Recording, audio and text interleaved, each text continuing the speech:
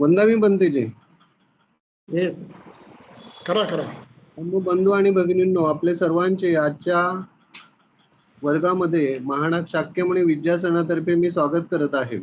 तसेच आपणा सर्वांतर्फे आदरणीय भदंत विमलकीर्ती गुणश्री यांचे स्वागत. आपणा सर्वांचा जास्त वेळ न घेता मी बंदे विमलकीर्तीजींना विनंती करतो की त्यांनी आपल्या देसणेला सुरुवात करावी. धम्मबंधू आणि भगिनींनो, आपण हा धम्माच्या बाबतीमध्ये थोडासा सखोल अभ्यास करून प्रचार करण्याच्या हेतून आपली तयारी व्हावी या दृष्टीनं आपण हा उपक्रम सुरू केलेला आहे. आणि आतापर्यंत आपण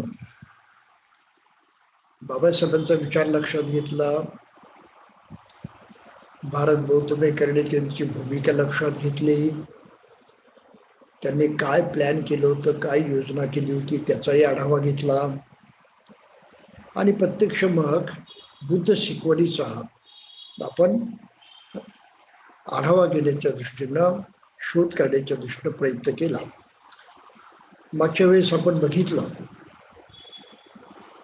की बुद्धाला मूल दस्सावी म्हणतात.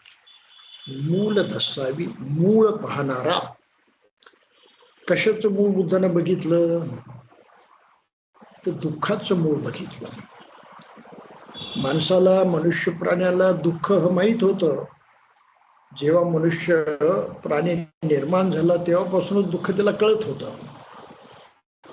पिढ्या असं म्हणतात की लक्षावधी वर्ष मनुष्य ते भोगत होता, त्याप्रमाणे जगत होता, पण त्या दुःखाचं कारण काही त्याला कधी कळलं नाही. म्हणून सुख दुःख कुठून बाहेरून येतं अशा प्रकारची त्यानं कल्पना केली आणि त्यातून देवाधिकांची निर्मिती झाली हे आपण मागे बघितलेलं होतं. कारण दुःख कोणालाच नको होतं आणि दुःख टाळण्यासाठी, त्यातून मुक्त होण्यासाठी प्रत्येक प्राण्याची इच्छा असते की आम्हाला दुःख नको आहे, परंतु ते मात्र कोणाला सापडलं नाही. त्याचं मूळ बुद्धानं शोधलं, म्हणून बुद्धाला म्हणतात मूल दस्सावी. आणि मग मागच्या वेळेस आपण काय बघितलं, बुद्धाला ते मूळ कुठं सापडलं? बुद्धाला ते मूळ सापडलं माणसाच्या अस्तित्वामध्ये. माणसाचं शरीर, त्याचं मन, त्याचं जगणं, त्याचं वागणं यामध्ये ते मूळ आहे हे बुद्धाने पाहिलं. आणि म्हणून मागच्या वेळेस आपण त्यातलं मर्म जाणण्याचा प्रयत्न केला. त्यातलं तत्व बघितलं की सभ्य सत्ता आहारा तिष्ठती. सारे प्राणी मात्र आहारावरती अवलंबून आहेत, अन्नावरती अवलंबून आहेत. अन्न नाही मिळालं तर मनुष्य तग धरू शकत नाही, त्याची कोणतीही शक्ती जी आहे त्याच्या कामी येऊ शकत नाही. तो व्याकुळ होतो आणि अन्नासाठी धडपडायला लागतो. फार दिवस उपास तापास नाही करू शकत, अन्न त्याला स्वस्त नाही बसू देत. परंतु नुसतं हे अन्न भौतिक आहे तेवढ्यावरतीच भागत नाही. कवळीक आहार असं त्याला म्हटलं होतं. परंतु आपली इंद्रिय जी आहे, 5 इंद्रिय आहेत, डोळे आहेत, कान आहेत, नाक आहे, तोंड आहे, त्वचा आहे, या माध्यमातून सुद्धा बाहेरच्या गोष्टीशी आपला संपर्क येतो आणि बाहेरून त्या इंद्रियांच्या द्वारे जे आपल्याला मिळतं तो सुद्धा आहारच आहे. डोळ्यांनी बघितलं, रूप दिसलं, आहार मिळाला मनाला. कानाने ऐकलं, चांगलं वाटलं, आहार मिळाला. हाही वेगळ्या प्रकारचा आहार जो आहे तो सातत्यानं मनुष्य घेत असतो, त्याला फस आहार म्हटलेला आहे. स्पर्शातून, संपर्कातून माणसाला मिळणारा हा आहार, मिळणारे म्हणूया की भोजन, आणि त्याचा मनावरती परिणाम होतो. म्हणून मनोसंचेतना आहार बघितला आपला की चांगलं रूप दिसलं की मन धावायला लागतं तिकडे. मनावरती परिणाम झाला ना, मन तिकडे ओढलं गेलं. आणि ते रूप मला पाहिजे, ते अन्न मला पाहिजे, ते चांगलं ऐकलं ते मला पाहिजे, म्हणून मनानं तिकडे धावून घेतलं, मन तिकडे आकृष्ट झालं. मन खायला लागलं ते घ्यायला लागलं. अशा प्रकारे मनोसंचेतन आहार आहे. आणि शेवटी त्याचा विज्ञान जी मूळ चेतना शक्ती माणसाची आहे त्याच्यावरती सुद्धा परिणाम होतो. आणि ती चेतना सुद्धा पाहिजे पाहिजे पाहिजे अशा मागे लागते. म्हणून साऱ्या दुःखाचं मूळ कसं आहे ते ह्या आहारामध्ये आहे असं बुद्धाने सांगितलं. माणसाच्या मनामध्येच आहे. आणि ते आपण मागच्या वेळेस सारं बारकाईनं लक्षात घेतलं होतं की आहार परियेठी हे वर्तमान दुःख आहे.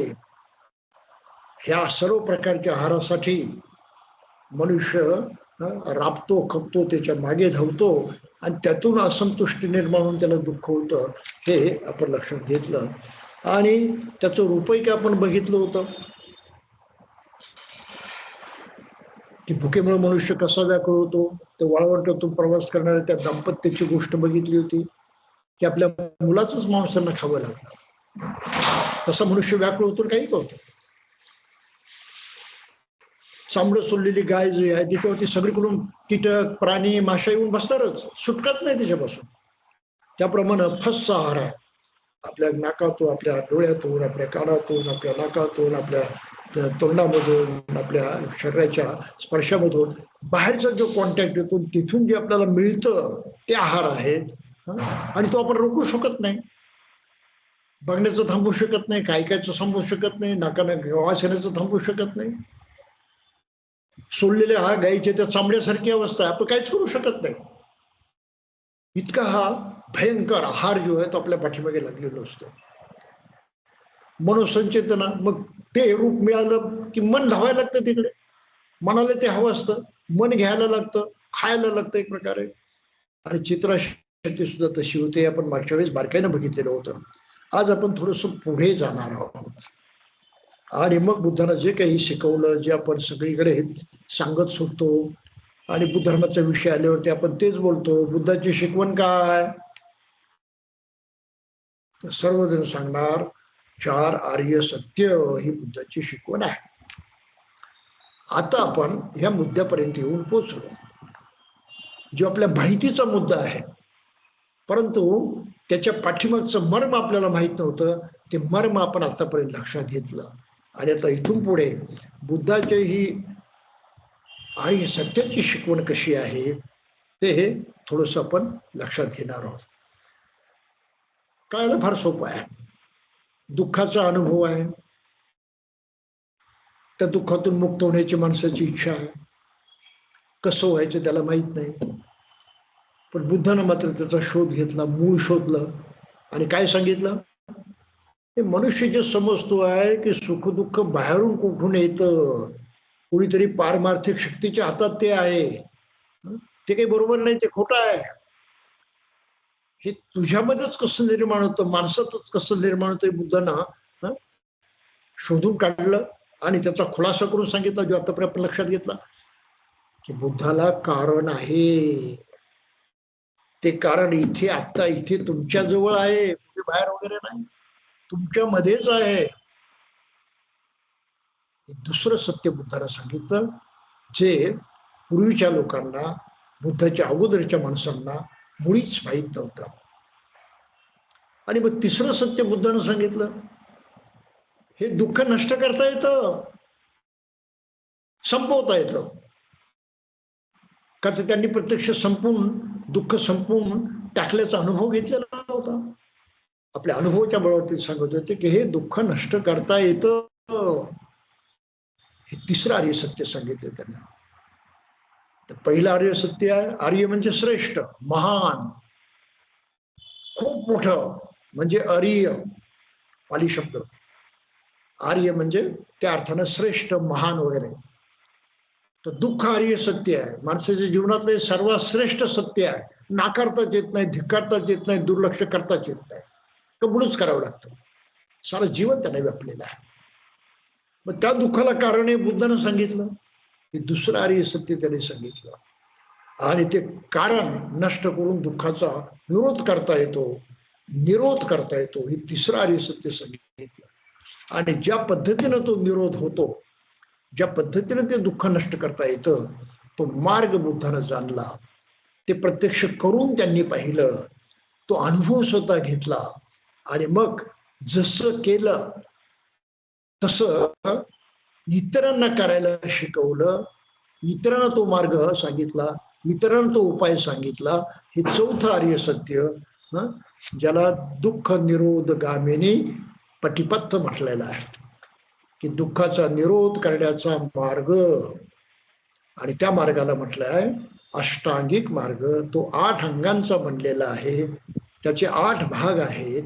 आणि त्या 8 भागाप्रमाणे जर मनुष्य जगला, त्यानं केलं, तर तो ह्या दुःखातून मुक्त होतो. हे बुद्धानं दाखवून दिलं आहे. तर हा बुद्ध धर्माचा पाया मानला जातो व्यावहारिक दृष्ट्या. पाया आता आपण लक्षात घेतलेला आहे. तर हा मार्ग कसा आहे व्यवहारामध्ये? आता जीवात जीव असताना पृथ्वीवरती जगतोय आपण हे भौतिक जीवन. या भौतिक जीवनातले दुःख या मार्गाने नष्ट होतं. आणि पुनर्जन्माचं दुःख जे काही माणसाच्या मागे लागलेलं असतं ते सुद्धा नष्ट होतं. म्हणून भौतिक आणि पारमार्थिक अशा दोन्ही प्रकारची दुःख जी आहे ती या मार्गाने नष्ट होतात. हे या मार्गाचं सर्वात मोठं वैशिष्ट्य आहे. आणि त्याबद्दल आपण मागच्या वेळेस बघितलं होतं की बुद्धाच्या धर्माची 2 अंग आहेत प्रमुख. एक आहे लौकिक आहे, भौतिक आहे, दुसरं पारमार्थिक आहे. आता जीवात जीव असताना मनुष्य ज्या पद्धतीचं जीवन जगतो ते लौकिक जीवन आहे. पण त्याही जीवनामध्ये त्याला दुःखच असतं, ते त्याला नकोसं असतं, ते त्याला नष्ट करायचं असतं. मग तेही नष्ट करण्याचा मार्ग, तेही दुःख नष्ट करण्याचा मार्ग हा अष्टांगिक मार्ग आहे. आपल्याला जीवात जीव असताना ते साध्य करता येतं. आणि ज्यांना त्याच्याही पलीकडे की मला पुनर्जन्म नकोच आहे, मला त्याचं मुक्त व्हायचं, तर तोही हाच मार्ग आहे. ते त्या पद्धतीनं वागायला लागले तर त्यातून मुक्त होऊ शकतात. तर अशा प्रकारे बुद्धानं प्रथमतः मानवाचं दुःख पाहिलं. त्याला ते नको असतं हे तर माहीतच होतं, पण त्यातून सुटका कशी करायची ते माहीत नव्हतं. बुद्धानं तोही मार्ग जाणला, स्वतः करून पाहिला, स्वतः दुःखातून मुक्त झाले आणि आपला तो अनुभव असं असं केलं तो त्यांनी जगाला सांगितला. तो आहे दुःख निरोध गामिनी पटिपथ, म्हणजे दुःख निरोधाचा मार्ग. आणि त्याचं नाव आहे अष्टांगिक मार्ग, 8 अंगांचं बनलेला. माणसाला जर आपल्याला हे पटवायचं असेल तर नुसतं बुद्धानं 4 आर्य सत्य सांगितली असं माणसाला नाही पटत. ते पटण्यासाठी म्हणून इतकं खोलात जावं लागतं ज्याची आतापर्यंत आपण चर्चा केलेली आहे. आणि तसं आपलं स्वतःचं आकलन झालं तर आपल्यालाही ते पटतं, आपण त्याप्रमाणे जगण्यास सिद्ध होतो आणि दुसऱ्यालाही पटवू शकतो, जेणेकरून तो सुद्धा तसं करून जगण्यास सिद्ध होऊ शकेल.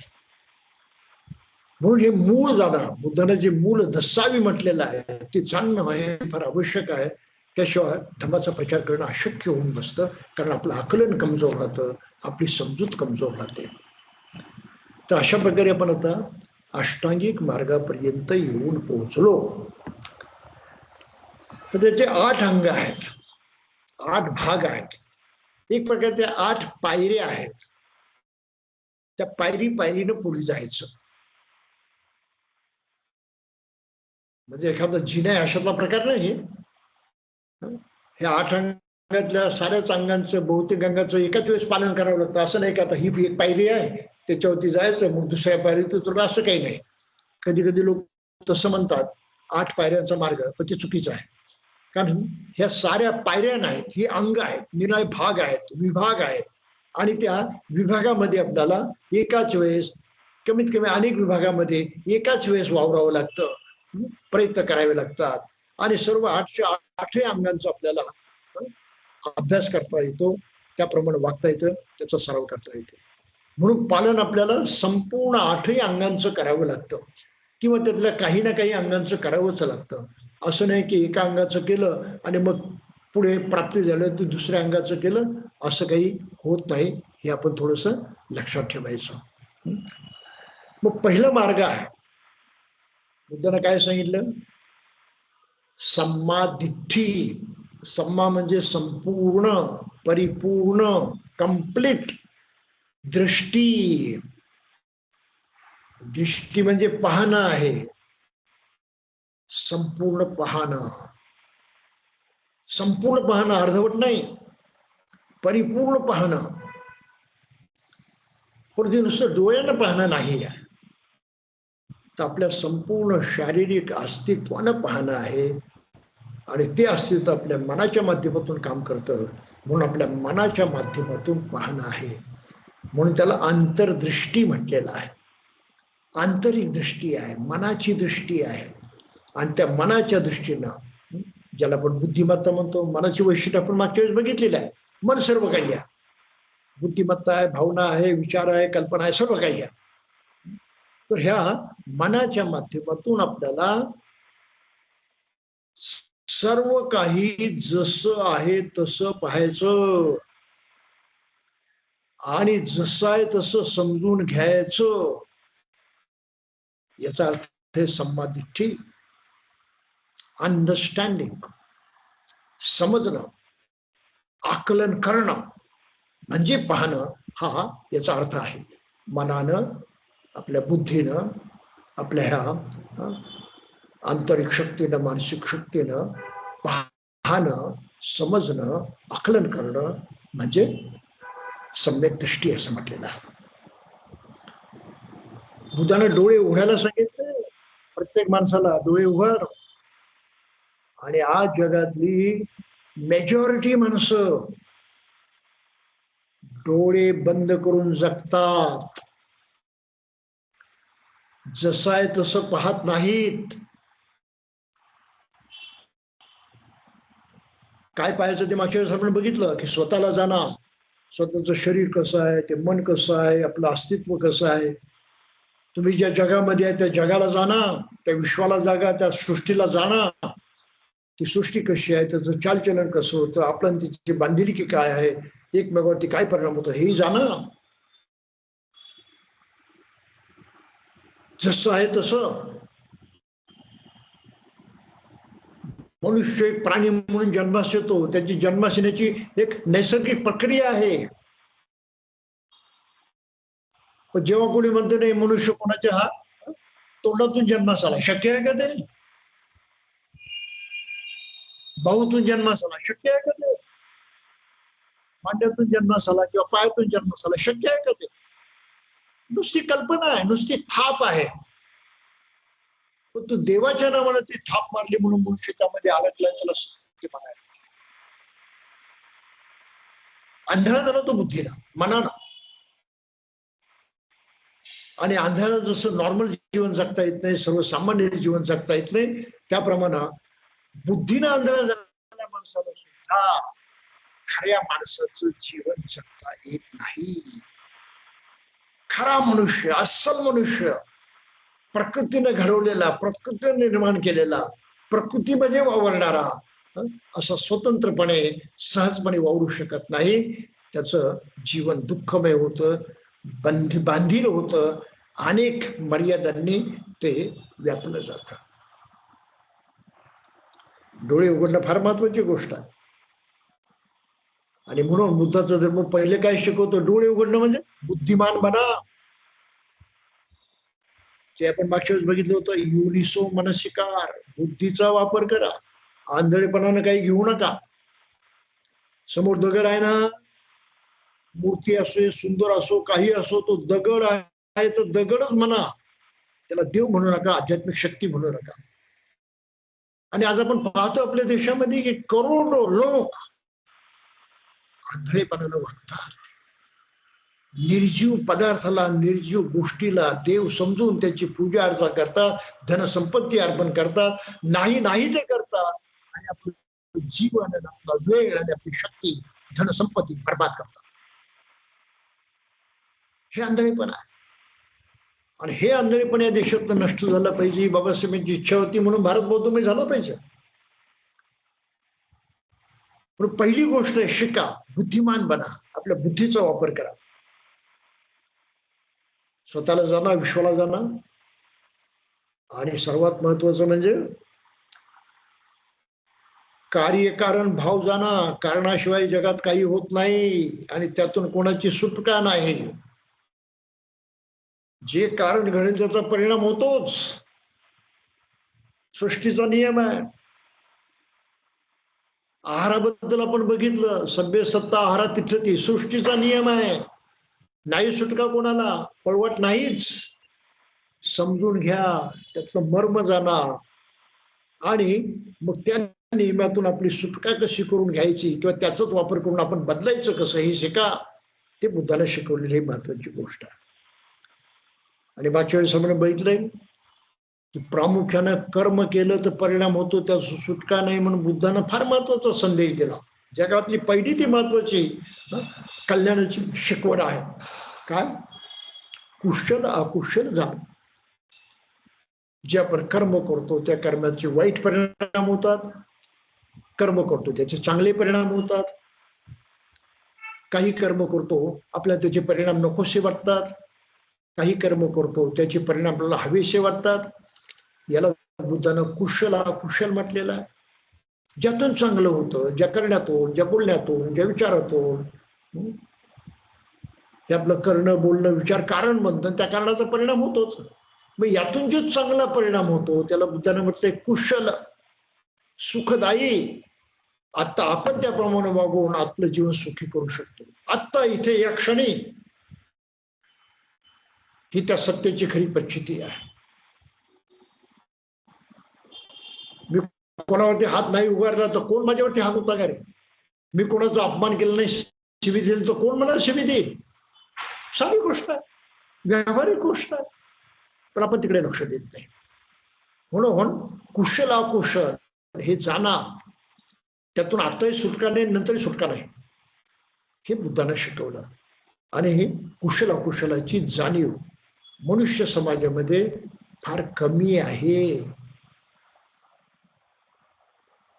आणि त्यामुळे जगामध्ये दुःख अधिक आहे.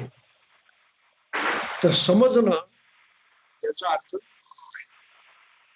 आता गंमत अशी आहे की समजण्यामध्ये सुद्धा माणसाची अवस्था कशी असते, तर माणसांची कल्पना जी आहे ती बौद्ध वाङ्मयामध्ये रूपकाच्या माध्यमातून मांडलेली आहे. ते माणसाची समज कशी असते, म्हणजे त्याची दृष्टी कशी असते. काहींची आंधळी असते, काहींची कमजोर असते आणि काहींची कामी पडणारी असते. 3 प्रकारची माणसं आहेत. तुम्ही कोणाला धम्म शिकवला, काही शिकवण दिली, तर त्याचं मन, त्याची मानसिकता कशी असते? भरलेल्या भांड्यासारखी. भांड अगोदर भरलेलं आहे. अनेक कल्पना, अनेक विचार, अनेक श्रद्धा, अनेक विश्वास, अनेक परंपरा, अशा खूप गोष्टींनी त्याचं मन जे आहे ते अगोदर भरलेलं आहे भांड्यासारखं. तुम्ही त्याला किती शिकवलं तर आतमध्ये शिरतच नाही, किती सांगितलं तो घेतच नाही, डोक्यात शिरतच नाही. त्या भांड्यामध्ये आणखी भरतच येत. अशी खूप माणसं आहेत. आपल्याला पाय मिळते कधी कोणाचं ऐकत नाही, कोणाला जुमानत नाही, आपलं बरोबर आहे की चुक याची पर्वा करत नाही. ज्या लहानपणापासून सवय लागल्या, जे काही विचारसरणी वगैरे ज्या काही लाभलेल्या आहेत, बस त्यांना चिकटून बसतो. जातीला चिकटून बनणं हा त्याचा सर्वात मोठा पुरावा आहे. नुसता शब्द आहे जात, प्रत्येक त्याचं वेगळे पण कुठल्याही माणसामध्ये पाहायला मिळत नाही. आणि आपल्याला माहित आहे की जमावामध्ये लोक उभे असतील तर आपल्याला कोणाची जात सांगता येत नाही, कारण ते खरं नाहीच ना, कल्पना आहे. पण ह्या कल्पनाचा उभा देश भारत देश गुलाम आहे, लक्षात घ्या. या लोकांची ही मनाची भांडी, बुद्धीची भांडी भरलेली आहे, त्याच्यात काही शिरतच नाही. आणखी काही लोक आहेत ज्यांच्या भांड्याला खालून भोग पडलेलं असतं, त्यामुळे तुम्ही वरून टाकलं भांड्यात जातं, पण खालच्या त्या बिळामधून निघून जात. अशी आपल्याला माणसं दिसतात, ऐकतात, सोडून देतात. आपण म्हणतो या कानानं ऐकलं, त्या कानानं सोडून दिलं. ह्या दुसऱ्या प्रकारची माणसं असतात आणि त्यांची काही संख्या कमी नाही. खूप संख्या मोठी आहे त्यांची सुद्धा, ऐकायचं पण करायचंच नाही. खुद्द बाबासाहेबांच्या चळवळीमध्ये अशी माणसं खूप आहेत की जे ऐकतात पण करत नाहीत. त्याची उदाहरणं मी आपल्याला अनेक वेळा सांगितलेली आहे की बाबासाहेबांनी सांगितलं, बुद्ध काय नीट समजून घ्या, धम्म काय नीट समजून घ्या, संघ काय समजून घ्या, त्याचा तुम्हाला काय फायदा आहे, कसा उपयोग आहे, त्याशिवाय तुमचं कसं चालू शकत नाही, यामधून सुखाचा मार्ग कसा मोकळा होतो समजून घ्या, नीट लक्षात घ्या. आणि पटलं तुम्हाला की मग तसं करायचं ठरवा. ते करायचं ठरवायचं म्हणजे दीक्षा घ्यायची, धम्म दीक्षा घ्या. मग धम्म दीक्षा घेतल्याशिवाय तुम्ही त्याप्रमाणे वागू शकत नाही, करू शकत नाही. इतकं उघड आहे. पण आज बाबासाहेबांना मानणारा मेजॉरिटी समाज जन्माने बौद्ध. आता कुठे शिकला बाबा तो जन्माने बौद्ध असणारा माणूस बुद्ध धम्म संघ? कुठे शिकला? आईच्या पोटात शिकला का? आपण करतो खोटेपण. आपल्या आसपासची माणसं आज हे खोटेपण करतात. आंधळी आहेत ना, सरळ पुरावा येतो. ऐकलं बाबासाहेबांचं, नाही आम्ही केलं. बाबासाहेबांनी दीक्षा घेतल्याशिवाय कोणाला बौद्ध म्हणायचं नाही, आम्ही नाही ऐकलं, आम्ही जन्मानं बौद्ध म्हणायला. म्हणजे ऐकलं वरून, भांड्यात गेलं, पण खालच्या त्या फुकलेल्या बिळामधून निघून गेलं. तसं नामांतरच आहे. बाबासाहेबांनी सांगितलं की नामांतर करा, जातीची नावं सोडून द्या. जातीमुळे तुमचा उपमर्द होतो, तुमचा अपमान होतो, तुमच्यावरती अन्याय केला होतो, तुम्हाला प्रतिष्ठा नसते, मान सन्मान नसतो. म्हणून जातीची नावं टाका आणि मनुष्य म्हणून तुम्ही प्रतिष्ठेने जगा, नामांतर करा. 1924 साली सांगितलेली गोष्ट आता 2024 साल आहे, 100 वर्ष झाली.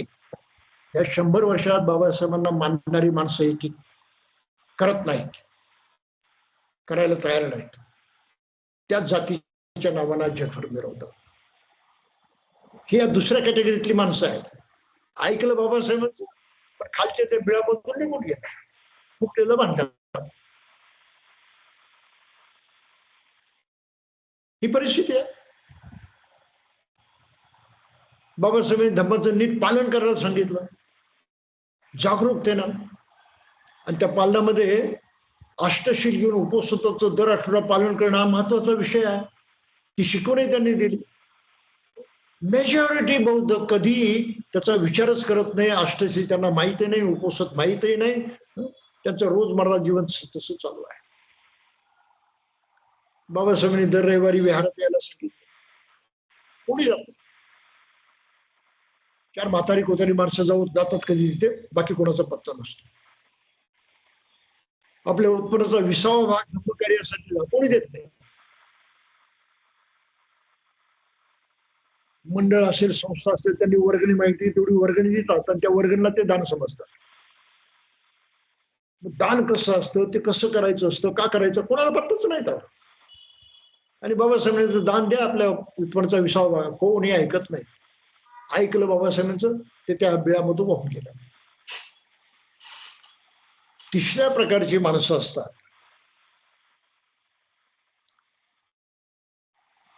जे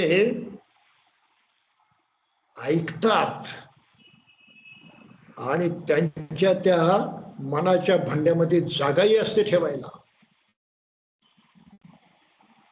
ते ऐकतात, मंथन करतात आणि लागलीच त्याप्रमाणे वागायला लागतात. अशी माणसं फार कमी. त्यांना कळतं, त्यांना समजतं, त्यांचे डोळे उघडतात. डोळे उघडल्यामुळं ते हे उत्तम मनुष्य म्हणून जगायला लागतात.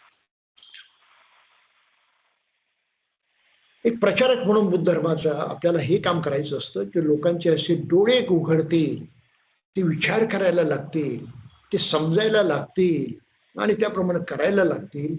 हे घडवून आणण्यासाठी मदत करणं हे प्रचारकाचं काम आहे. नुसतीच माहिती सांगणं, गप्पा गोष्टी करणं हे महत्वाचं नाही. त्याला कसं पटेल आणि तो कसं ते कृतीत आणेल या दृष्टीनं त्या माणसाला मदत करणं, याला धर्मप्रचार म्हणतात. अवघड काम आहे. स्वतः त्यासाठी तयार झाल्याशिवाय स्वतः काही ना काही अनुभव घेतल्याशिवाय आपल्याला पुढे नाही जाता येत. म्हणून बुद्ध धर्माची ही सारी मूळ कल्पना पहिल्यापासून नीट शिकावी लागते, लक्षात घ्यावी लागते. पुस्तकात वाचली 4 आर्य सत्य लोकांना सांगितली, काही उपयोग नाही त्याचा. लोकांनी बुद्धांना सम्यक दृष्टी सांगितली, आपण सम्यक दृष्टीचं पालन केलं पाहिजे. माणसाला प्रश्न पडतो, काय मानणार आहे? सम्यक दृष्टीचं पालन करायचं म्हणजे नेमकं करायचं काय? आणि जे करायचं ते करायचं तरी कशासाठी? म्हणून तो शब्द नुसता ऐकून तो सोडून देतो. आपण बौद्ध बनलं पाहिजे. प्रश्न आहे, का बनायचं? मला पटलंच नाही, मला कळलंच नाही, मला समजलंच नाही, मी कशाला बौद्ध बनू? म्हणून आजही माणसं बौद्ध बनू इच्छित नाहीत. विचारच करत नाही, त्यांना दिसतच नाही. म्हणून सम्मा दिठ्ठी फार महत्वाची आहे. आणि त्यामध्ये ही 4 महत्वाची काही तत्व आहे. पहिली गोष्ट, बुद्धीचा वापर करायचा, बुद्धिमान बनायचं. दुसरी गोष्ट, कार्यकारण भाव जाणायचा, कारणाशिवाय काही होत नाही हे सृष्टीचं सत्य लक्षात घ्यायचं. कर्माचे परिणाम होतात, चांगले आणि वाईट, कुशल अकुशल, ते शिकायचं, ते लक्षात घ्यायचं. आणि त्याप्रमाणे बुद्धाने 4 आर्य सत्य सांगितलेले आहेत, त्यांचं आकलन करायचं. आणि हा अष्टांगिक मार्ग त्यातला जो आहे त्याप्रमाणे प्रत्यक्ष कृती करायला लागायची. ही एवढी प्रक्रिया, एवढं जे काही घडतं मनामध्ये त्याला म्हणतात सम्यक दृष्टी, सम्मा दिठ्ठी. प्रत्येकाला डोळे उघडण्याची गरज असते, प्रत्येकाला शिकण्याची गरज असते. शिकल्याशिवाय, बुद्धीचा विकास केल्याशिवाय, प्रत्येक गोष्ट तपासल्याशिवाय,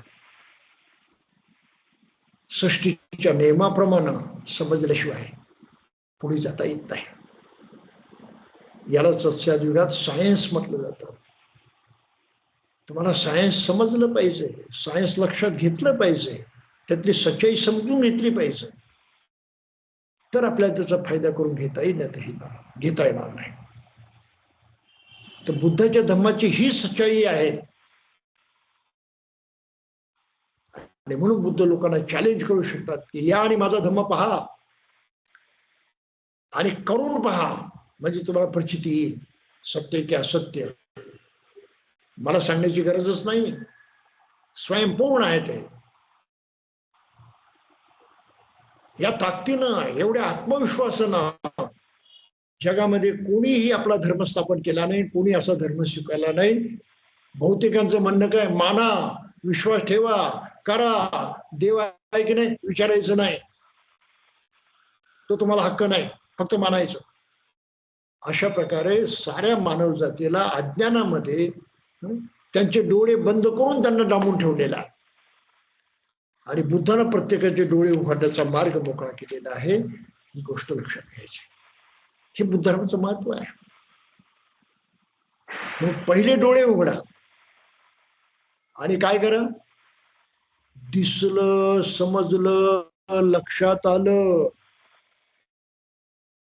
की ठाम निश्चय करा, ठरवा की कसं वागायचं. आणि ती कसोटी बुद्धानं दिलेली आहे. कसं वागायचं, तर माणसाला, प्राण्याला सुख हवं असतं, ज्या कर्मातून सुख निर्माण होतील तसं वागायचं, ज्यातून दुःख निर्माण होईल ते वागायचं नाही. म्हणून संकल्प करायचा, निर्धार करायचा, प्रतिज्ञा करायची, ठाम निश्चय करायचा की मला या पद्धतीनं जगायचंय. अकुशल निर्माण करायचं नाही, तसं आचरण करायचं नाही. मग मी कसा वागेन, अव्यापाद, कोणाशी वैर करणार नाही, कोणाशी राग करणार नाही, कोणाचा द्वेष करणार नाही. कारण द्वेष केला, राग केला, तुझं माझं केलं तर दुःख निर्माण होतं, नाही करणार मी ते. हा निश्चय करा. तो संकल्प आहे, परिपूर्ण संकल्प आहे.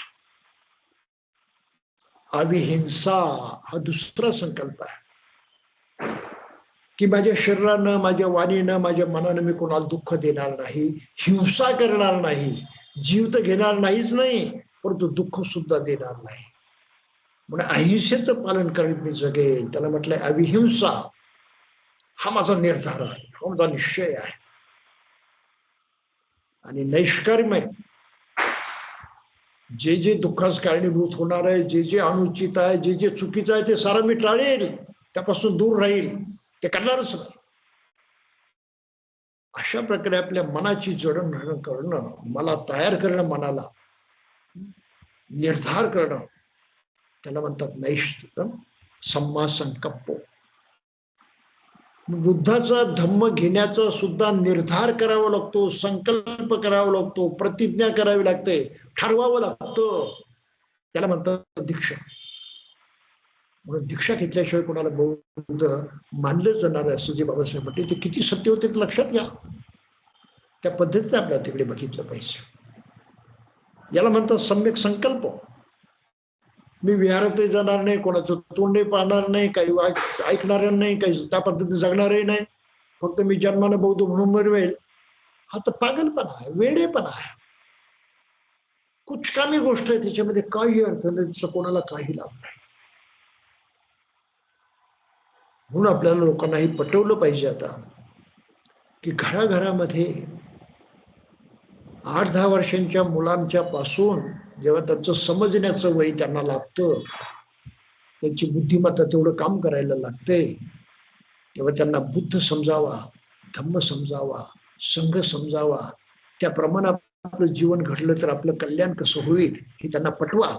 आणि ते पटवल्यानंतर त्यांना पटलं तर त्यांना दीक्षा द्या, त्यांना बौद्ध बनवा.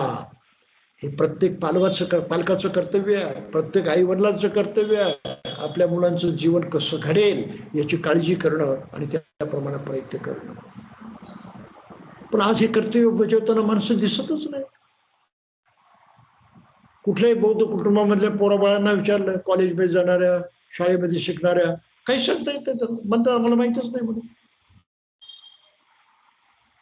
किती भयंकर गोष्ट आहे सामाजिक दृष्ट्या. आणि अशा लोकांना आम्ही म्हणतो हे बौद्ध आहेत. बाबा नाही, ते बौद्ध, ती सामान्यच माणसं आहेत. त्यांचा बुद्धाशी काही संबंध नाही, धपाशी काही संबंध नाही, त्या समाजाशी काही संबंध नाही. जेव्हा तुम्ही त्याला असं पटवाल आणि त्याचा संकल्प ठरेल हा मला असं असं जगायचं, तेव्हा तो बौद्ध होईल. आणि आज अशा प्रकारे मोठ्या प्रमाणात लोकांना उत्तेजित करणं, प्रशिक्षित करणं, हे सत्य त्यांच्या मनावरती बिंबवणं याची फार आवश्यकता आहे. म्हणून धम्म प्रचाराची फार आवश्यकता आहे. ती कुवत असणारे प्रचारक घडले पाहिजे याची सुद्धा फार आवश्यकता आहे. नाही तर आपल्या पुढे जाता येत नाही. तर हे सम्मा दिठ्ठी आणि सम्मा संकल्प याचं महत्व आहे. आणि हे आपल्याला समजून घ्यावंच लागतं. आपल्याला पर्याय नाही, सुटका नाही. यातून जीवन घडतं, जीवनाचा मार्ग पक्का होतो आणि त्यावरती दमदारपणे चालण्याची शक्ती आपल्या अंगी येते. अशी दमदारपणे त्या मार्गावरती चालण्याची शक्ती अंगी येणं म्हणजे खऱ्या अर्थानं बौद्ध बनणं आहे. असा मनुष्य खरा बौद्ध, बुद्धाच्या मार्गाने जाणारा. बाकीचे नामके वाचते, त्याचा त्यांनाही काही उपयोग नाही, त्यांनाही त्याचं काही काम नाही, सारं टाकाऊच आहे. हे दुसरं अतिशय महत्वाचं अंग आहे, ज्या अंगाप्रमाणे माणसानं जगलं पाहिजे. आणि मग पुढची जी अंग आहेत ती आणखी व्यावहारिक आहेत. व्यवहारामध्ये प्रत्यक्ष वागण्याची, जसं तत्व बघितलं आपलं प्रतित्य समुत्पादाचं, की कर्म आहे त्याचा परिणाम होतो, कुशल कर्म असेल तर कुशल परिणाम होतो, अकुशल असेल तर अकुशल परिणाम होतो.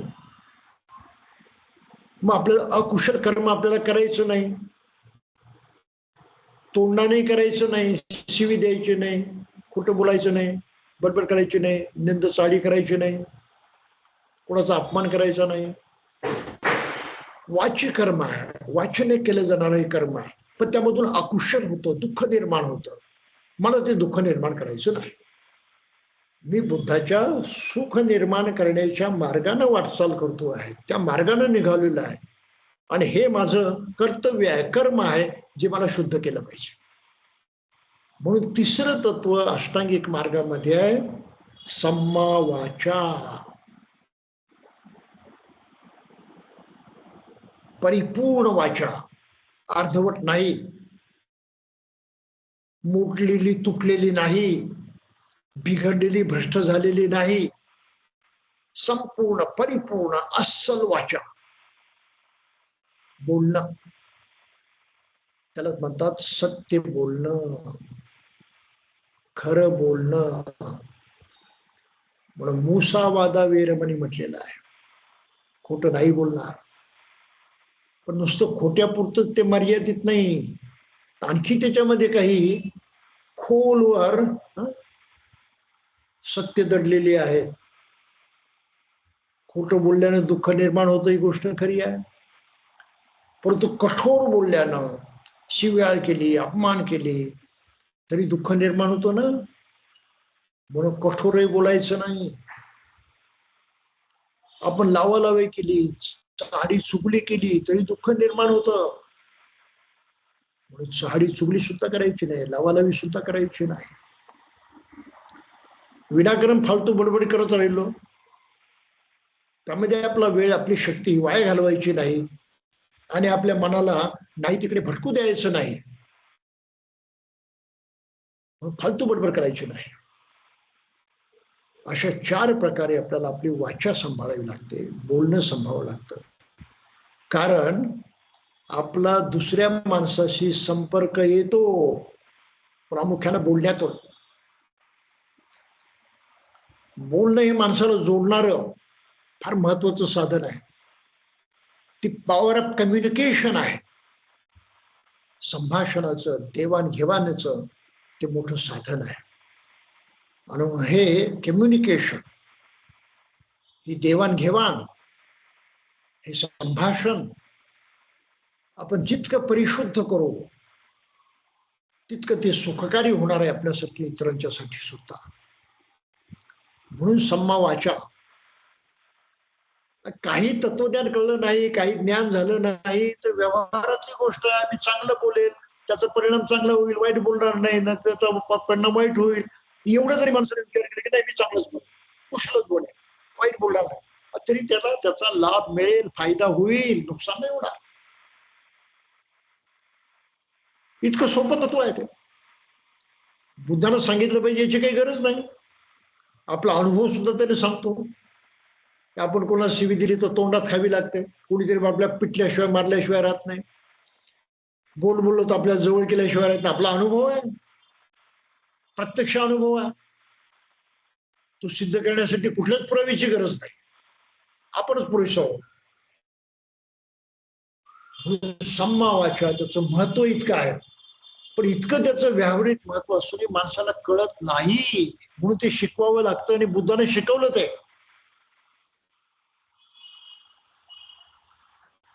विचार करायचं, जसं आहे तसं जाणायचं, समजायचं, माणसाची प्रवृत्तीच नाही ना. लहान वयापासून जे काही वेडवाकडं डोक्यात शिरलेलं आहे, बस त्याप्रमाणे तो जगायला लागतो. दुरुस्ती करतच नाही, ते सोडतच नाही, तपासून पाहतच नाही, वाईटही घेऊन चाललाय, चांगलंही घेऊन चाललाय. आदत के मारे मजबूर है, सवय लागली, त्या सवयीमुळे तो लाचार झालेला आहे, काही करता येत नाही त्याला. म्हणून विचार करण्याची शक्ती जी, ती सर्वात मोठी शक्ती आहे, ती कधी खच्ची करायची नाही. लहानपणापासून मुलांना विचार करण्याची शक्ती द्यायची, प्रश्न विचारण्याची ताकद वाढवायची. आपल्याला उत्तरं देता आली नाही तरी हरकत नाही, पोरांनी वेडेवाकडे प्रश्न विचारले असं म्हणायचं नाही. त्या प्रश्नाचं उत्तर आपल्याला येत नसलं तर पोरांना सरळ सांगायचं, तरी बाबा मला काही येत नाही, तू पुढे कधीतरी त्याचा शोध घेऊन मला सांग, मलाही शिकव. हे असे प्रश्न विचारू नको, गाढवपणा करू नको, असं बोलायचं नाही. उत्तेजना त्यांना बौद्धिक विकासाला, चिकित्सा करायला, तपासणी करायला, शोध घ्यायला, बरं वाईट काय ते हे जाणायला अशा बौद्धिक क्षमतेची गरज आहे. त्याचा विकास करण्यासाठी आपण आपल्या मुलाबाळांना मदत केली पाहिजे. मुलाबाळांनाच काय, जे आपल्या संपर्कात येतील प्रत्येकाला अशी मदत केली पाहिजे. हे तर धर्मप्रचाराचं मुख्य मर्म आहे. जो संपर्कात येईल त्याला आम्ही अशीच मदत करू. कुठे ना कुठे जीवनाला वळण लागावं, सुखाच्या मार्गाला जावं, हे त्यातून ध्येय आहे. सम्मा वाचा जी आहे ती अतिशय महत्वाची गोष्ट आहे. आणि त्यानंतर हे झालं वाचन करायचं कर्म. शरीरानं आपण कर्म करतो ना, हालचाल करतो, मारामारी करतो, आपुलकी दाखवतो, दयामाया दाखवतो, म्हणून आपलं शारीरिक कर्म सुद्धा हे सुधारलं पाहिजे, तेही कुशलच झालं पाहिजे. म्हणून चौथा अंग आहे सम्मा कम्मंता. शरीरानं मी असं कर्म करणार नाही की ज्याचे परिणाम वाईट होतील माझ्यासाठी आणि इतरांच्यासाठी सुद्धा. त्यामध्ये काय येतं, चोरी कर पहिली येतं, जीव हिंसा करणं, मारामारी करणं, शारीरिक दुःख देणं. म्हणून पानाती पाता वेरमणी, मी त्याचं पालन करायचं, ती माझी जबाबदारी आहे. तो नुसतं काही तोंडानं म्हणायचं आणि पुढे त्याचा विचार करायचा असं नाही. 24 तास डोक्यामध्ये ठेवायचा तो विचार की मला असं असं वागायचं आहे. पानाती पाता वेरमणी, आधींना दाना, नाही मला कोणाचं घ्यायचं, कोणाचं घ्यायची इच्छा सुद्धा ठेवायची नाही मनामध्ये. चोरी तर नाहीच करणार, पण ती इच्छा सुद्धा बाळगणार नाही. म्हणजे माझ्या हातून गैरवर्तन होणार नाही, दुर्वर्तन होणार नाही. आधींना दाना वेरमणी, वासनेच्या हारी जाऊन मी कुकर्म करणार नाही, वाईट वागणार नाही. कामे सुविच्छाचारा वेरमणी, जागरूक राहील. अरे असं वागलं तर दुःख निर्माण होईल मला आणि त्यांना सुद्धा आणि समाजाला सुद्धा. नाही करणार, त्यापासून मी दूर राहील. म्हणून जी पंचशिलामधली जी पहिली 3 शिला जी आहेत ती इतकी सरळ सरळ महत्वाची आहे. सम्मा कम्मंता. आणि चौथं शील जे पंचशिलात आहे ते मुसावादा वेरमणी, म्हणजे सम्यक वाचा. इथे तत्व म्हणून सांगितले आणि पंचशिलामध्ये आचरणाची कृती सांगितलेली आहे. हे आपल्याला एकमेकाशी नीट जुळवून, त्यांचा संबंध जोडून लक्षात घेतला पाहिजे. तेव्हा आपल्या वागण्यामध्ये सुधारणा होते, आपण अधिक चांगल्या प्रकारे प्रयत्न करू शकतो आणि त्यातून असा उच्च दर्जाचा अनुभव जो तो प्राप्त करू शकतो. त्यानंतर मग 5वं तत्व आहे सम्मा आजीवो किंवा सम्यक आजीविका. जगण्यासाठी माणसाला कामधंदा करावा लागतो, जगण्यासाठी माणसाला मिळवावं लागतं. पण जगण्यासाठी जे काही मी मिळवेल ते अशा प्रकारे मिळवेल की ज्यामधून मला दुःख होणार नाही, दुसऱ्याला दुःख होणार नाही, अशा प्रकारची उपजीविका मी करेल.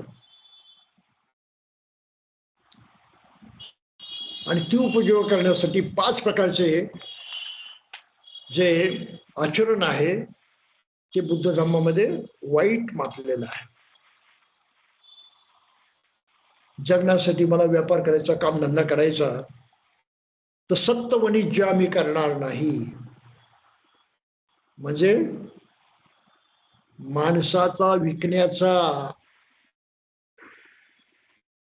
माणसाला भाड्यानं देण्याचा, माणसाची सौदीबाजी करण्याचा मी धंदा करून माझं पोट भरणार नाही. त्याला आधुनिक काळामध्ये ह्युमन ट्रॅफिकिंग असं म्हणतात. नाही करणार, त्या पद्धतीने म्हणून माझं पोट भरणार नाही.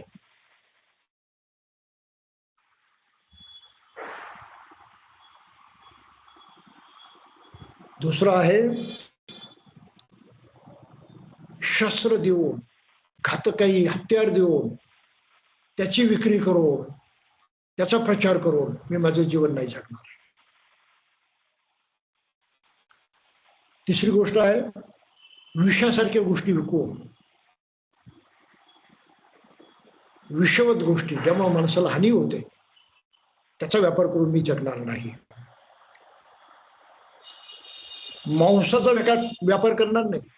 प्राण्यांचं मांस विकणं, त्यांची हत्या करणं, त्यांचं मांस विकणं, तो व्यापार करून माझं पोट भरणार नाही. आणि मद्य, दारू, मादक पदार्थ यांची विक्री करून मी माझं पोट भरणार नाही. माझा धंदा हा असा कामा नाही, जिथे दुसऱ्याची फसगत होते तो धंदा मी करणार नाही, ते काम मी करणार नाही, त्यामधून मी मिळवून जगणार नाही. माझं जगण्याचं कामधंदा असं असेल की ज्यामधून कोणाची हानी होणार नाही, कोणालाही दुःख होणार नाही. त्याला म्हटलंय सम्मा आजीवो किंवा सम्यक आजीविका. अति महत्वाचं तत्व आहे. खुलाशीवर आपल्याला कधी त्याच्यावरती अभ्यास करता येईल, पण किमान तुर्तास तरी त्याचं मुख्य अर्थ आपल्याला कळला पाहिजे एवढा आपण प्रयत्न करतो. त्यांचं 6वं तत्व आहे सम्मा व्यायामो. सम्यक व्यायाम. व्यायाम म्हणजे शारीरिक व्यायाम नाही, हा मानसिक व्यायाम आहे, मानसिक कसरत आहे, मानसिक प्रयत्न आहे की कायम माणसानं आपल्या मनामध्ये हा प्रयत्न करत राहायचं. मनाच्या बाबतीमध्ये हा प्रयत्न करायचा. काय प्रयत्न करायचं? माझ्या मनामध्ये जर चांगलं आलेलं असेल, माझी चांगली मानसिक भावना असेल तर ती टिकवण्यासाठी मी प्रयत्न करेल. हा पहिला प्रयत्न.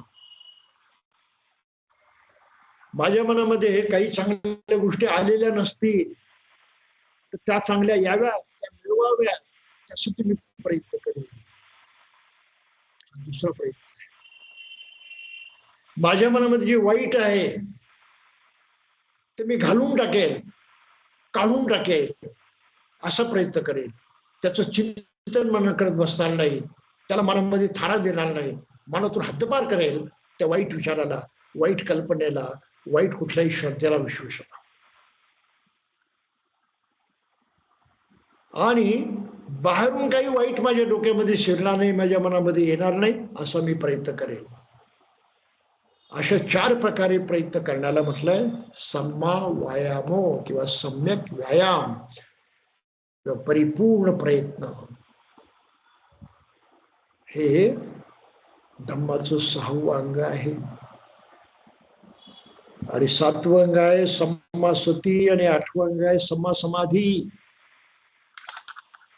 ही दोन्ही अंग जी आहे ती मनाशी संबंधित आहे,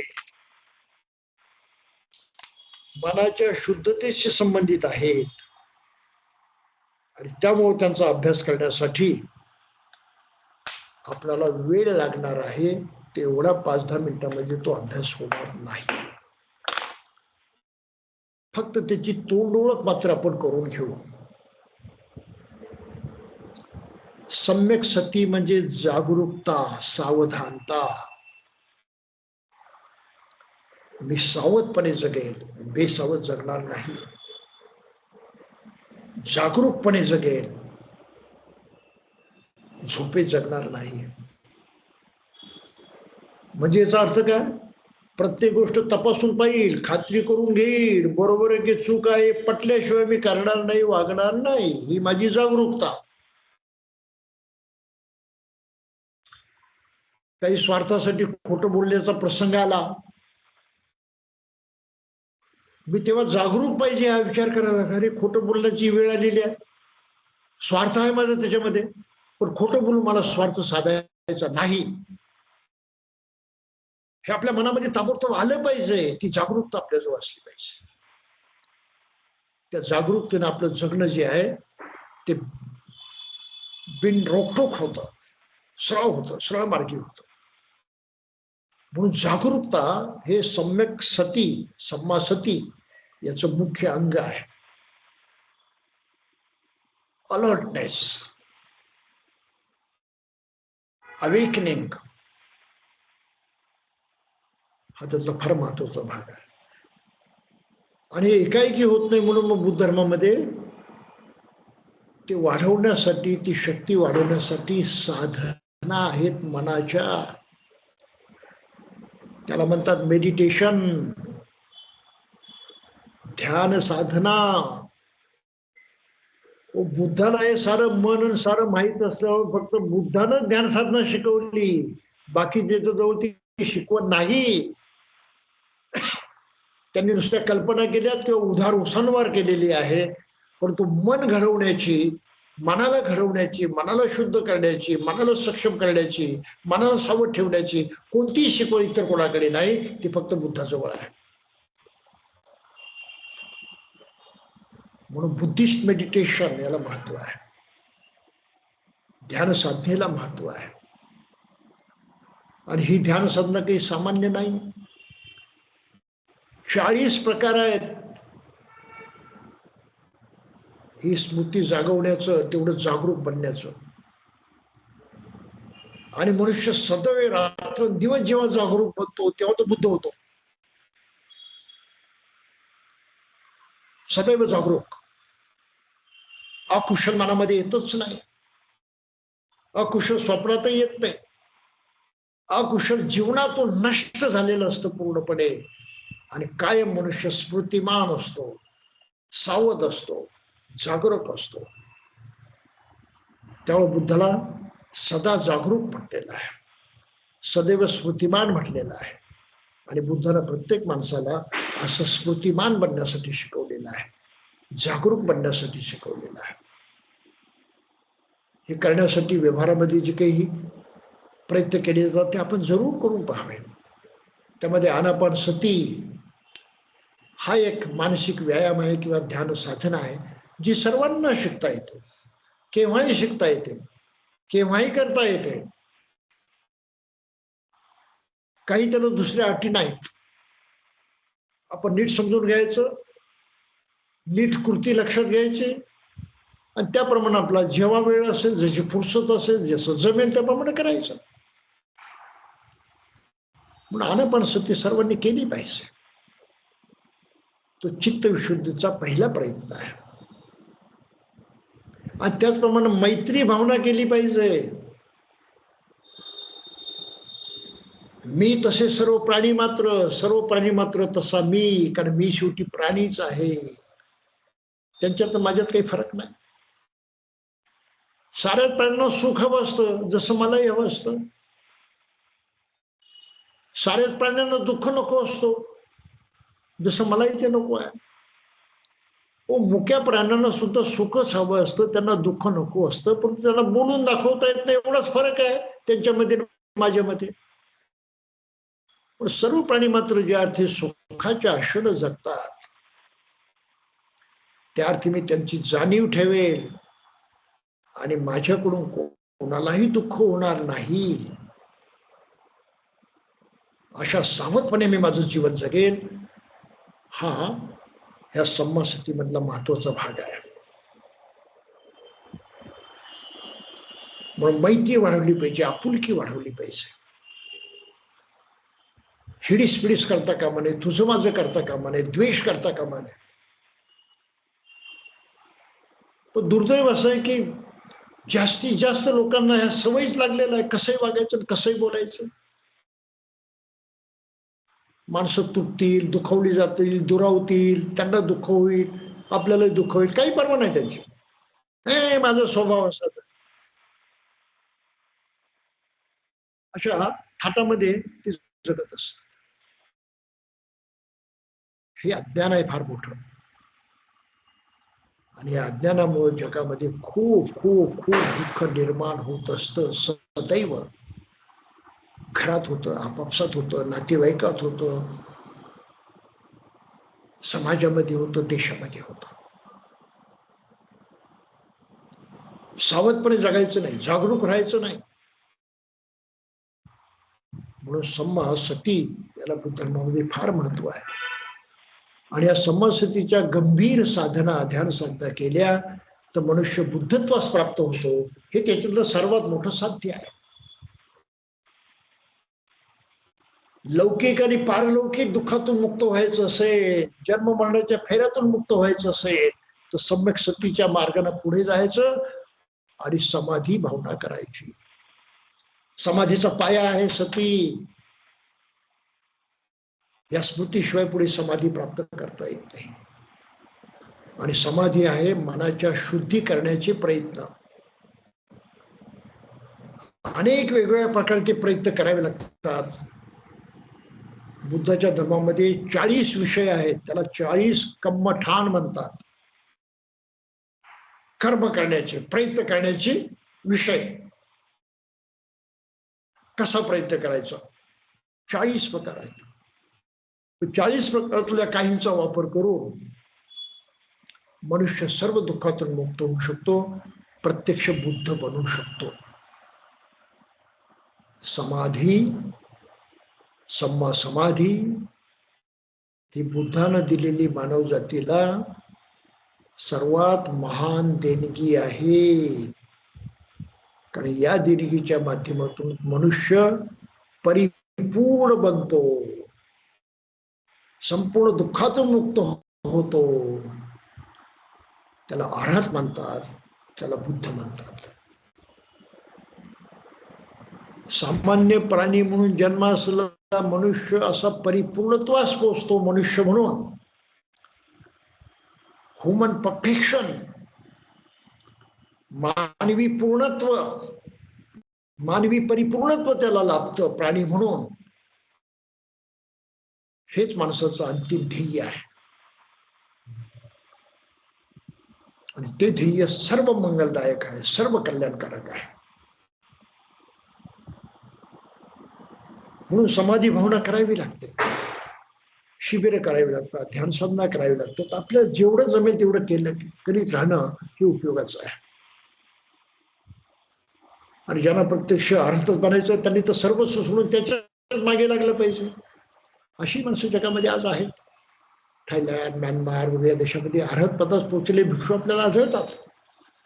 इतकंच नाही तर थायलंडमध्ये उपासक आणि उपासिका सुद्धा अर्हत पदास पोहोचल्याची उदाहरण आहेत. आणि ते गेल्याच्या 5-50 वर्षांमध्ये अलीकडची उदाहरणं आहेत. म्हणून मनुष्य परिपूर्ण होऊ शकतो, भिक्षू बनूनही होऊ शकतो आणि उपासक उपासिका राहूनही बनू शकतो.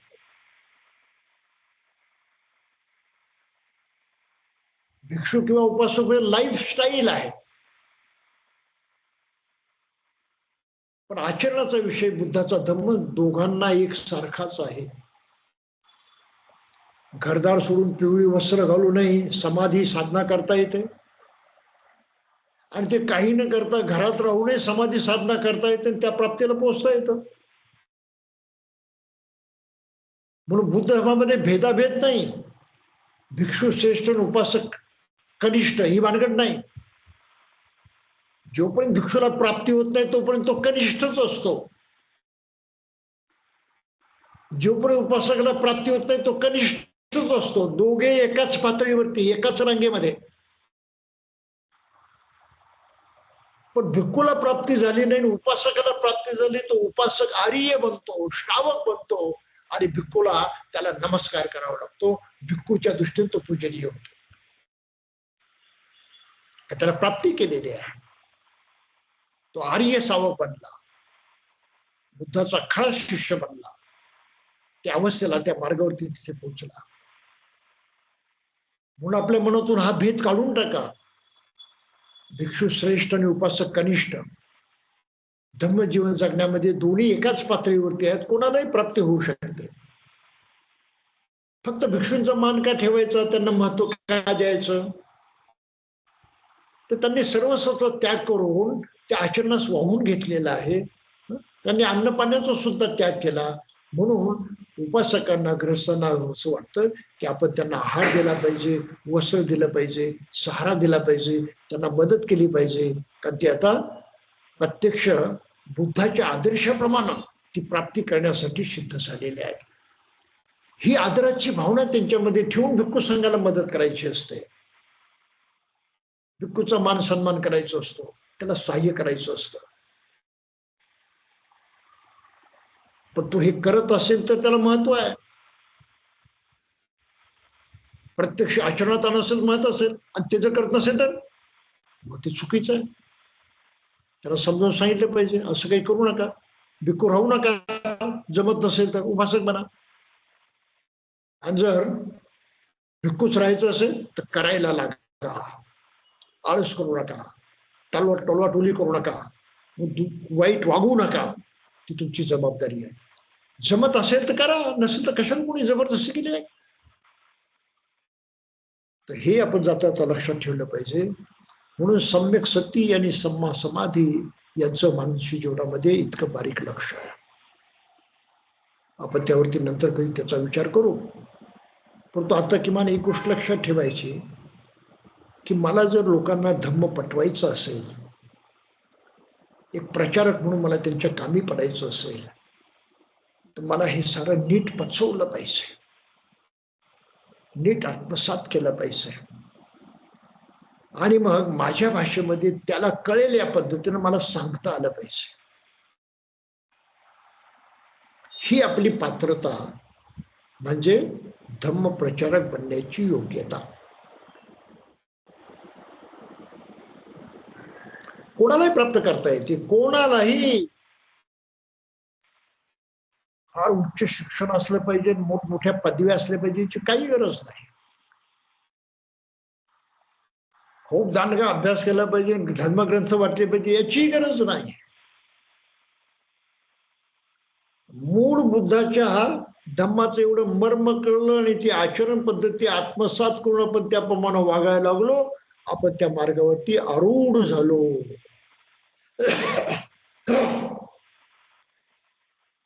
आपण मोठी योग्यता प्राप्त केली हा त्याचा अर्थ आहे. म्हणून बुद्ध धम्मामध्ये पदप्रतिष्ठा, मोठेपणा याला काही अर्थ नाही, काही किंमत नाही. विनम्रपणे जगायचं, मनुष्य म्हणून आपली योग्यता जाणायची. अरे आपण काही कुठे पोहोचलो नाही, काय मिळवले, काही मिळवलेलं नाही. सामान्य मनुष्य आहे, वासना विकारांनी तितकाच भरलेला आणि तितकंच दुःख भोगणारा. प्रयत्न करीत नाही, माझं काम आहे, जसे बाकीचे करतो तसं मी करतो, काय विशेष आहे माझ्यामध्ये. म्हणून स्वतःला मोठे पण चिकटवून घेऊ नका. धार्मिक दृष्ट्या आपण काहीतरी आहोत, खास आहोत असं सोंग करू नका. तशा पदप्रतिष्ठा चिकटवून घेऊ नका. ही जागरूकता आहे. सम्मा सती, माझी असलियत मी समजतो आणि त्या असलियत प्रति मी जागरूकपणे वागतो, खोटेपणा नाही करत.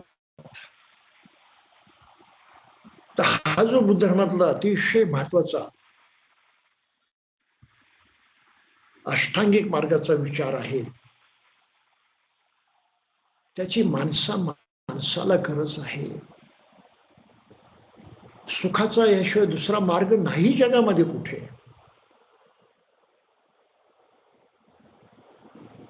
किमान व्यावहारिक जगात का होईना पण अधिक चांगुलपणानं जगायचं, सुखानं जगायचं, शांतीनं जगायचं, समाधानानं जगायचं, हाच मार्ग आहे, हाच उपाय आहे. दुसरा उपाय नाही जगामध्ये.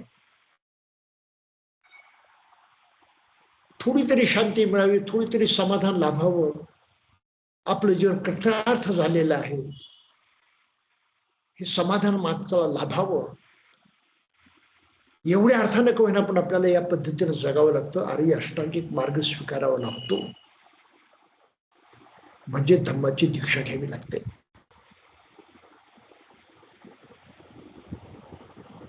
गरज आहे प्रत्येक माणसाची, आणि गरज आपण भागवत गेलो तर आपल्या जीवनात अशी स्थित्यंतर येतात, आपण आश्चर्यचकित होऊन जातो. वाईट विचार मनात येतच नाही. किती शांत वाटतं, किती चांगलं वाटतं, कायम चांगलंच आठवतं, चांगलंच विचार येतात, किती उत्साह लाभतो, किती प्रेरणा लाभते, किती आनंद होतो. अनुभवून पहा. थोड्या बहुत प्रमाणात आम्ही तो अनुभव घेतलेला आहे. कधी कधी फार चिडचिड करणारा प्राणी आज राग येतो पण क्षणात कळतो, अरे राग आलाय, थांबव त्याला, थांबलं, संपलं. रागाच्या भरात बोलणे होत नाही, रागाच्या भरात वागणे होत नाही, रागाचा उपद्रव होत नाही, राग तिथेच खतम होऊन जातो. प्रत्येक माणसाला अनुभव येऊ शकतो, त्यावरती विश्वास ठेवा. ह्या नुसत्या बोलण्याच्या गोष्टी नाहीत. समज वाढते, मन शांत राहतं, ताण तणाव निर्माण होत नाही, ज्याला आपण टेन्शन म्हणतो ते वाढत नाही, आणि एवढं मानसिक स्वास्थ्य लाभलं तर आपलं जीवन सुद्धा स्वस्थ होऊन जातं. खूप आनंदी होईल असं नाही, परंतु इतरांच्या तुलनेमध्ये निश्चितच अधिक सुखकारक बनतं, अधिक शांतीपूर्ण बनतं, अधिक फायदेशीर बनतं. म्हणून बुद्धाचा अष्टांगिक मार्ग हा मानवी कल्याणाचा विषय आहे,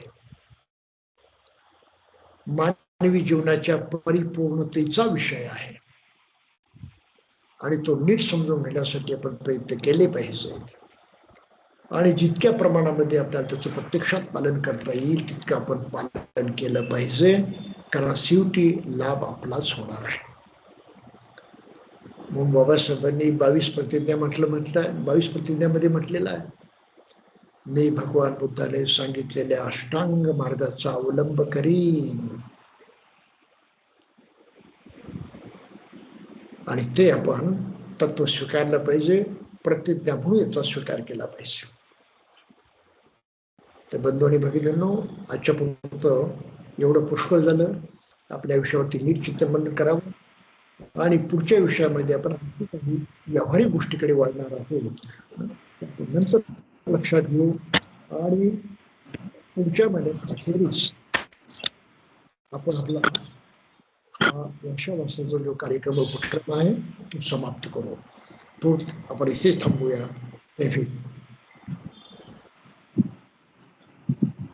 साधू साधू साधू. प्रणमोदामी बंदेजी, धन्यवाद.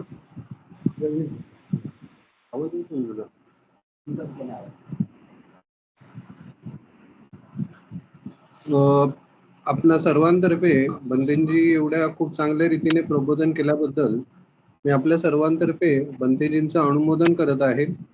अनुमोदामी वदंत, अनुमोदामी वदंत, अनुमोदामी वदंत. संतोषजी, काही सूचना आहेत?